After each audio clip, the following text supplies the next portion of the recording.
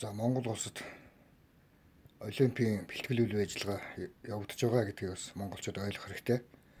2025 онд Монголд олимпийн үйл ажиллагаа явагдах учраас одоо бэлтгэл маш сайн хийгдэж байгаа гэдгийг бас ойлгох зүйтэй шүү. Тийм учраас одоо ийм олимпийн бамбар, олимпийн бэлтгэл үйл ажиллагаатай холбоотой бэлэг тэмдгүүд одоо Монголд ирж байгаа гэдгийг бас ойлгох зүйтэй. За Монголд зохиогдох шалтгаанууд энэ тендер гэж байдаг.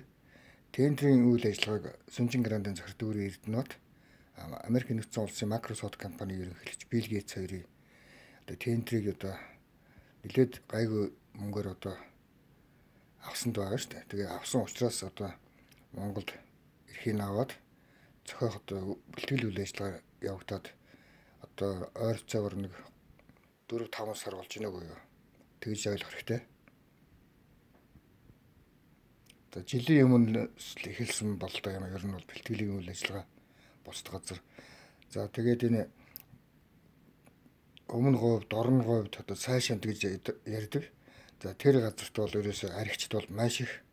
Тэгээд Тайвань, Бангкок, Вьетнам, Лаос гэх мэтчлэн одоо хэл ярианы ойлгохдохгүй одоо маш олон хүн аригт ар суугаад одоо тэр газрын аяж жуулчлалын бүсийг одоо маш муухай болгож байгаа.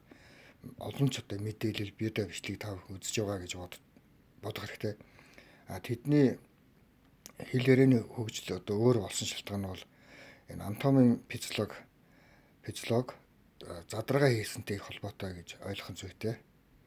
Зарим нь бол ер нь бол ихэнх нь нас орсон хүмүүсүүд байдаг. Тэгээд нас орсон хүмүүсүүд хүний одоо шаардлагыг биелүүлдэг. Ер нь бол их аюултай агсан согтоо тавьдаг.